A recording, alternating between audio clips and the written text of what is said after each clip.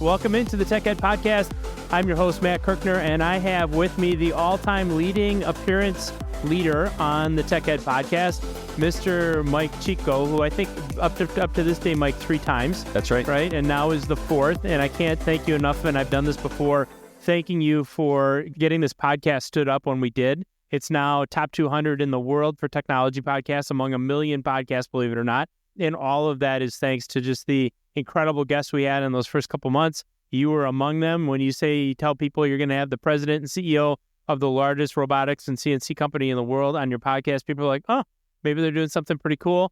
We feel like we're doing really, really cool stuff, but let's just start with a little bit of gratitude for everything you've done for us here at the Tech Ed Podcast. That's awesome, Matt. Thank you very much. Thank you. And I actually listen to a lot of the different episodes that you have, so I'm one of those subscribers, and awesome. It's really cool to be a part of it. I really appreciate the opportunity. Well, and we'll take that endorsement, and if that shows up on the website at some point that Mike Cicco listens to the podcast, that probably doesn't hurt. But it all speaks to just the incredible reputation that you and FANUC have in the world of automation, certainly around the globe, but particularly to the United States and in North America and the work that you do. Just an incredible time to be in robotics and automation. As we record this, we're hanging out at IMTS, the largest manufacturing show in the Western Hemisphere. So isn't it just an amazing time to be in the job that you're in and the market we're in? I mean, it really is. You look at a lot of the big macro data that's out there, and there's still a fear of recession. Right. That's out there. But when you dive into the data, there's still 400,000 open manufacturing jobs. Right. Job reports come out, and although kind of the total jobs in America are shrinking, jobs in manufacturing continue to go up. Right. Unemployment stays at low levels. It's not historically low anymore, but it's at very, very almost historically low levels. And, I think just the general feeling that what we've been preaching for a long time and what we've been doing in educating the next generation of manufacturing workforce, right, is in the market now. That it's taken 10 years, but now they're in the market.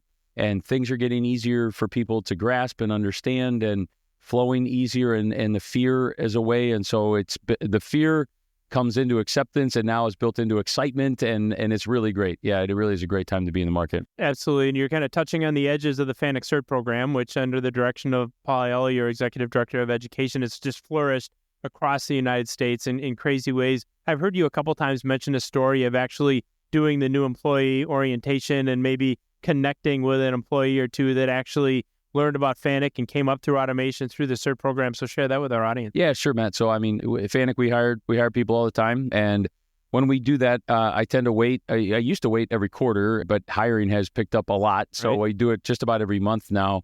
And I'll do a new employee meeting and share a lot about our culture and what's going on at FANUC, and to be able to get to meet people. And I would say about 3 years ago, I started asking each group, did anyone in the audience ever learn how to program a FANUC robot, either in high school, community college, or at the university level? Yeah. And like I said, I do this meeting almost every month. So we're talking about a lot of meetings here. And I'm 100% of every meeting, somebody in the crowd has raised their hand and said that they learned how to program a robot before getting a job at FANUC at some pre-levels, whether it be high school or community college or at the university level. So that's what I mean when it's really starting to take hold, where I've been asking a group of people, not hand-selected, but they're coming to work for FANUC, and they got that experience and they got that drive to want to come work for a robot company at a young age, and that's what we're doing. And FANUC America is one data point of literally thousands and thousands of employers that are using robotics, using automation, using FANUC controls and FANUC robotics. And so you think about the benefit that you're accruing just in your own business, and then you think about that across thousands of OEMs, tier 1, tier 2 suppliers, integrators. I mean, the work that you're doing in education is making such a huge impact. So credit to you for that. Of course, all of this is happening because manufacturing continues to grow. We're continuing to reshore manufacturing to the United States. We're continuing to automate at rates that we've never seen before, and that's required you to add some pretty significant infrastructure at FANUC. You and I were together earlier this summer celebrating the opening of West Campus, which is just, it's impossible to put into words the scope, the scale, the size of this thing. But tell us a little bit about that. Yeah, we really have, over the course of the past, say, 7 or 8 years, experienced a great enough growth where we felt like we needed to increase our physical footprint. Yep. Our headquarter location in Rochester Hills has been there since the mid-'80s. and it suited us very, very well. And in 2019, we felt the need to expand, and we're fortunate enough to find a piece of land that was adjacent to our headquarter location. And so we built our north campus, because it's to the north of us, which was a 450,000 square foot expansion in 2019. And then as time had gone on, we saw the continued need really across all industries, where the automotive industry, we see the general industry, as well as what we do in terms of the manufacturing of painting robots here in North America. We saw all of that growing, and we filled up the North Campus building so quickly that we really wanted to make a significant physical impact with something next. It took us about a year to find land. Finding land, suitable land to build a big building is difficult. But what we ended up finding was only about a mile away from us, right, to the west of us, which is why we call it the West Campus. And we actually found that there was an old law school. It was called Cooley Law School. Mm-hmm. It's right in the shadow of the Stellantis headquarters in Auburn Hills. And we ended up buying that law school. It's about 100,000 square foot school, but it had a number of acres out front of the school where we were able to build a 650,000 square foot building on the front part of that land. And as you were with me at the grand opening, we did that in the summertime, and now it's wide open and it's filled up. There's 6,000 robots in inventory in that building. We have huge floor space to produce many of the ancillary things, like a robot transfer unit. We call it an RTU. It allows the robot to kind of go back and forth on a rail. We build a lot of the advanced systems for manufacturing in the automotive industry out of that building.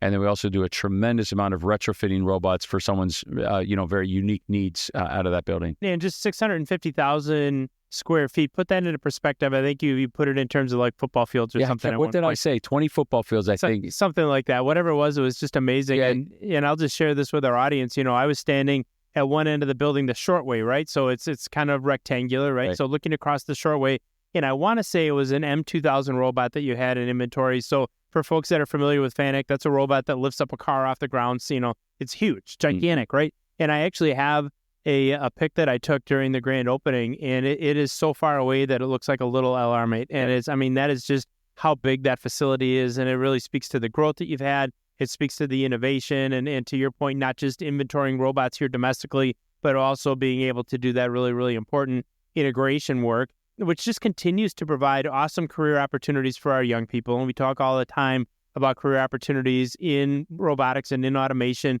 For some folks, accessing those careers from an economic standpoint, right? If I'm going to a technical college, I'm going to a community college, and maybe I'm going to a university, I'm learning robotics technology. I want to be an automation engineer. I want to be a robotics technician. I want to program FANUC robots. Certain barriers for certain communities to get to those types of opportunities. And I understand you're doing some really cool work with the SME, the Society of Manufacturing Engineers, to create more accessibility economically for students that want to study these competencies, correct? Yeah, Matt, it's a really good topic.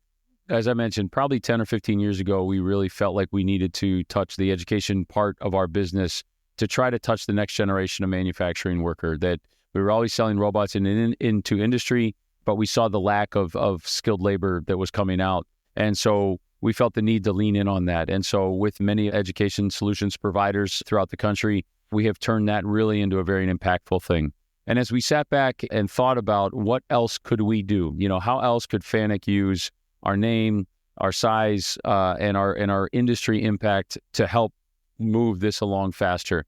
And providing access, as you put it, was what we really came up with. And so I had Paul Aiello, as you mentioned, our director of education programs, really start to look around and understand, how could we do this? How could we provide more education to more kids or more workers trying to get into this business?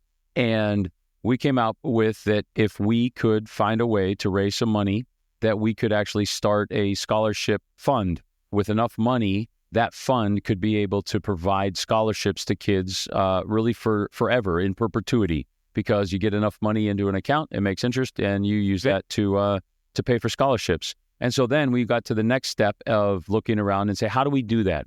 Should FANUC form their own foundation? Should we look for a foundation? And after a pretty long search that we talked a lot about a lot of things, we really landed on the Society of Manufacturing Engineers Education Foundation. Yep. So the SMEs Education Foundation has been around for a long time. It helps major companies like ourselves house these foundational scholarships, and they were the absolute perfect fit for us. Awesome. They have the same feeling about education that we do. They are sponsoring where we sit today in this part of IMTS. The Smart Force Student Summit is really put on by the Society of Manufacturing Engineers, and then specifically their education foundation is really, really well run. The access that the students have to apply for these scholarships is seamless. And when I interviewed a number of these different foundations, a good friend of mine, Robbie Komlianovich, who know Robbie well, on the board now of ACETA, he actually himself reviews the applications for the kids. He sits on the Education Foundation's board for SME. So does Brian Albright, by the way, Brian Albright, mutual friend. Yes, exactly. Also very well respected and very well named in the industry. So when we saw all of those things, how the fund got managed, the great return that we got to be able to give back to the kids, and then to see how they managed the scholarship applications, we have some of the most knowledgeable people in the industry reviewing those applications even before it gets to us, where we as FANUC can to go through and do that. So we started that. We put in. So I just want to make sure everyone realizes that's listening is that this is the FANUC Educational Scholarship Foundational Fund, but we contributed to it. But it wouldn't do anything without the support of significant amount of additional contributions from educational solutions providers, as well as many of our robot system integrators that all have the same fundamental feeling about supporting education that we do. So in the end, we raised $1 million. Maybe I was getting to the... we raised $1 million and we're able to give away $50,000 in scholarships a year. So think about that, $50,000 in scholarships a year, which especially in the world of technical education in community colleges, technical colleges, that money is going to go a long, long way toward inspiring the next generation of engineering and automation talent, and then giving them the skills they need to be successful when they get there. By the way, I'll just mention that all the people we just talked about, so Robbie Komlianovic and Brian Albrecht, Rob Luce, who heads the SME Education Foundation, we'll give him a little bit of credit as well, have all been guests here on the Tech Ed Podcast. That's so cool. We'll link those episodes up in the show notes for folks if they want to check that out. So just credit to you, Mike, and credit to FANUC for not just recognizing the need so many years ago of creating the next generation of talent. And as you and I chatted briefly with Dr. Wayanaba the other day, the chairman of FANUC globally, from Japan, and just talked about the incredible vision that you and people like Jim Cooper and Paul Aiello had years ago. That's all starting to pay off in terms of this next generation of talent. And now you're saying, hey, how do we get even more of this by putting our money where our mouth is, taking the fruits of our labor and reinvesting that in education. So thank you so much for that work that you're doing. Absolutely. And it's really all about, I think a lot of times people don't realize how many amazing careers there are in the world of manufacturing and automation. And we think about robot programming, we think about CNC programming, we think about being a robotics engineer, doing integration work. I mean, there's all these really, really cool careers. And then there's all these surrounding careers that relate to that technology. And I want to spend some time with you exploring that, because those types of careers really had a huge impact on your career pathway and where you ended up. And that is that, you think about a company like FANUC. I mean, FANUC is a technology company, it's a manufacturing company, it's an automation company, all of those put together. And people think, well, you must come through maybe the real technical side of that business to rise to the level of president and CEO of the largest robotics company in the world. And in your case, certainly a great technical background. I'm not going to pretend that you don't have a great technical background. Yep. But really on the business development, or what some people might call sales side, you spent a significant amount of your career in that part of FANUC, correct? Yeah, that's right, Matt. So, I am degreed as an electrical engineer. Right. And I really, truly felt that was my path, is to be a pure engineer. When I was in college, this is a long time ago now, but a lot of the opportunities for engineers were getting into consulting and things like that. It was a very popular thing. Yeah, Bucknell, right? Bucknell Bison, class of 98. Awesome. So there were a lot of non-engineering pathways to get out, but I really wanted to be a pure engineer. So I did start with that. I worked for Northrop Grumman and Lockheed Martin and a few other companies right out of school doing pure engineering, and then did learn how to program robots. So I programmed robots for about 4 or 5 years, and then started to lead a group. And, everyone should know the story that you need to do something you love for a living, right? Everyone needs to recognize that you don't work for money, you work for the things to do what you love. And I loved programming robots. And I was concerned when I started to not program robots anymore, what else would I feel? And it turned out I found a real passion for leading people in various things and building relationships. Sure. And so as much as I loved solving problems with robots, and I still kind of like doing puzzles and things like that. And so I like being able to solve problems, but finding ways to first lead people. So I led a small group of controls engineers at FANUC when I was still in our Southern California office. But then in 2005, I moved to our headquarter location. So from 1999 until 2005, I was in Southern California as an engineer and then a controls manager. And then I moved to Michigan and worked with my good friend Jim Cooper together, where he and a few others, one of my great mentors, Dave Potter at FANUC, started a group to find and develop system integrators. Okay. And in that time, in the early 2000s, there weren't nearly as many system integrators as there are today. And these are people, for our audience, these are people that are putting together robots and PLCs and conveyors and palletizing. I mean, all these different solutions that we integrate together into a manufacturing process. That's right. As we know it today, you would, if you wanted to automate something and say you were in the beverage industry, you would go out and look for companies that know how to do automation in the beverage industry. And you would find a system integrator in that realm, some company that was good at that. In the 90s and the early 2000s, if you wanted a robot, you called FANUC, or one of our competitors, and we did everything for you. And then maybe if you wanted a conveyor, you'd call a conveyor company. If you wanted some packaging equipment, you'd call that company. But what we decided, or what we thought is that instead of FANUC being the company that did the entire system for you, we should go out and develop companies who had expertise in and around different industries, and we'd build these up. So at that time, we like to say we were kind of evangelical. We were out preaching the gospel of robots, and we would go to companies who maybe were afraid of robots or had a bad experience in the 90s about robots, and we'd tell them not just that robots were great, but specifically the FANUC robots were great. And but I got to tell you, Matt, in that time frame, so from like 2005 up until just past the Great Recession, like in 2010, 5 years, I literally spent on the road building relationships. And my entire career is now surrounded by many of the relationships that I built during that period of time. Right. As we really, and I'll give Dave Potter and Jim Cooper and Kerry DeSantis, now our general manager of marketing. It was the four of us. Okay. Jim and I doing the selling. Dave was our boss, and Kerry handling all of our marketing. Right. And we created something that has grown now to be the most impactful thing in the robot business. And it's the collection of system integrators and solution providers that we have out there.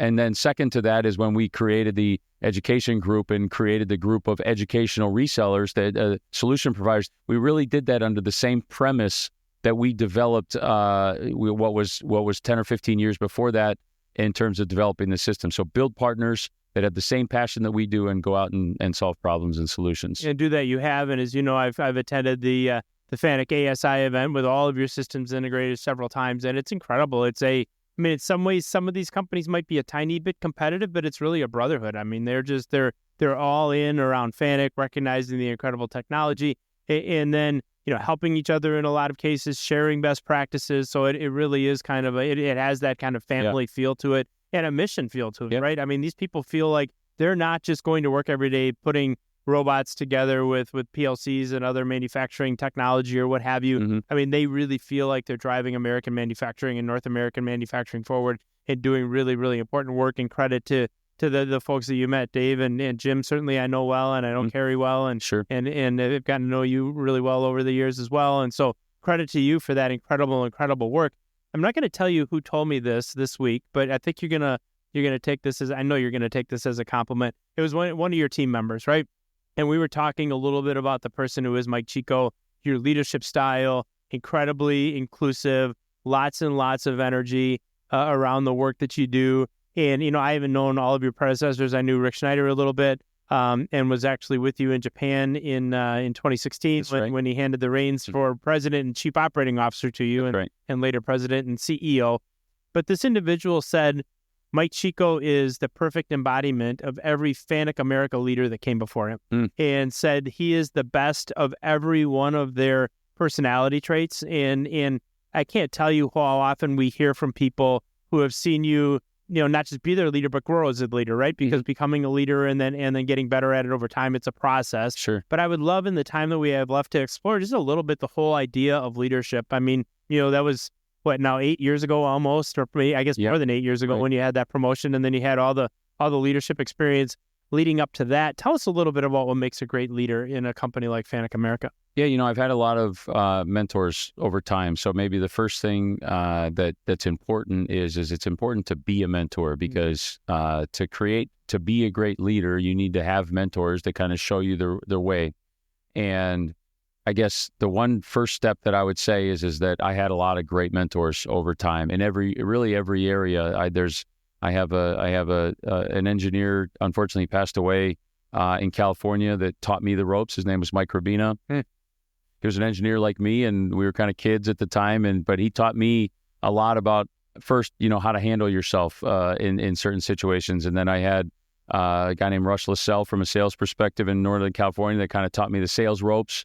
And then certainly Jim and Carrie and Dave. So you got to have good mentors in front of you to kind of teach you how to do things. And in some ways, then you just pick what fits best with your own personality. Right. So doing a lot of listening is really important. And then I've always thought that you got to lead by example. Right. And in some ways, our business, it's natural for that, because there's a lot of people in our business that have been in our business for a long time. Yep. Where for whatever reason in the manufacturing business, and specifically in the robotics business, you're kind of in it and you stay in it. And so many of us, and certainly at FANUC, this is true, many of the salespeople or the leaders or the executive leaders all came from learning how to program robots early on, like I did. And so that really helps to know that as you're leading, I'm not just leading because I think it's the right thing to do. I'm leading because it's something I actually did before, right. and I've seen it.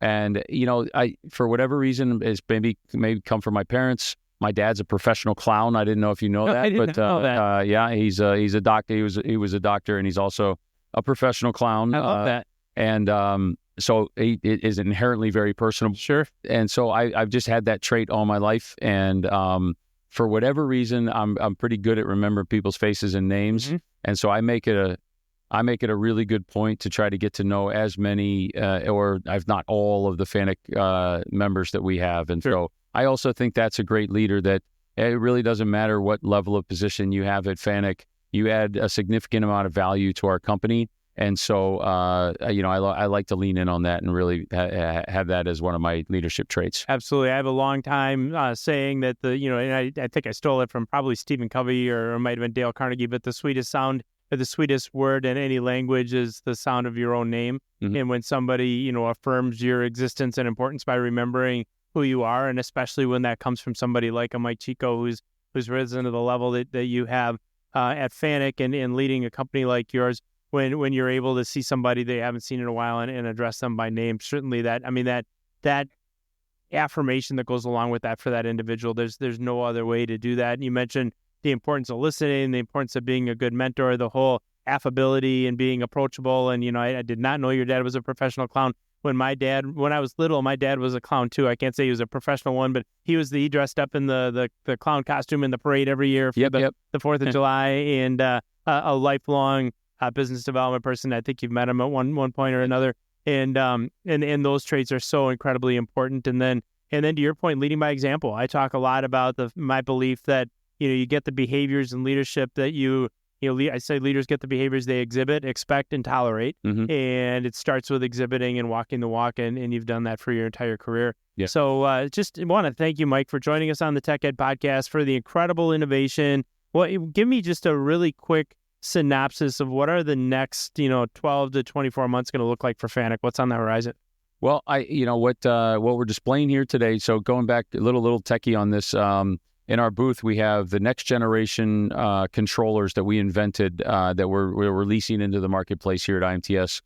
So that's a robot controller, the kind of the brains of the robot, right, as well as a new CNC controller, which eventually a machine builder would then embed into their machine tool. Sure. And you get all the normal things that we do when we come out with something new. Right. CPU's faster, it's smaller, it's more powerful, and those kinds of things. Exponential economy at work. Right. But one of the main things that I think is important is what we're doing in terms of cybersecurity. Okay. So I think that as the world works today, factories are going to become more and more vulnerable to things, bad things. We don't like to talk about bad things all the time, but it's vulnerable. And protecting those assets and protecting your company from threats is going to be important. And so we've really invented and I think pioneered with these next generation controllers where they meet the latest in cybersecurity certification. I think as they hit the marketplace, a lot of people are going to have a lot of learning to do of how to implement that and how to secure things. But we wanted to make sure that our things, because a lot of times they're at the center of someone's factory, are enabled to do that as we continue to grow and develop the different markets out there. So that's probably the biggest thing. We always have cool new robots. As you mentioned, the M2000 again, holding up a Corvette here in a booth. So amazing. CRXs of all sizes, collaborative robots. That's right. So collaborative of all size. We actually also, for the first time, invented a first company ever where we were able to take a CRX collaborative robot and modify it to be able to be used in a explosive painting environment. Wow! So I saw it. Yeah, absolutely. For the listeners out there, when you're painting something, you use solvent and it's flammable. And because the robot is powered with high voltage, you can't have something that would cause an explosion. Sure. And so it's really special, and it's actually very challenging to invent and do. But we were able to do that, and so now we're going to be releasing a collaborative, very easy to program robot into the painting realm. And boy, we think that's going to help small to mid-size paint shops all around be able to add some robotic technology to the paint shop. Absolutely. And as a guy that spent, as you know, 17 years in the coatings industry, anytime you talk about innovation in coatings, you get me pretty fired up. So very, very cool. You mentioned cybersecurity, and we always talk about so many small to mid-sized manufacturers and manufacturers of all sizes, their IP, their secret sauce, making sure that in a day and age where we no longer have air gap facilities and data can go anywhere, making sure that we're making that data is secure. And obviously, as your controllers, whether it's a CNC control, a robot controller, get smaller, faster, more powerful. I like to feel like that's exactly what we're doing here at the Tech Ed Podcast, is getting faster and more powerful every single episode that goes by.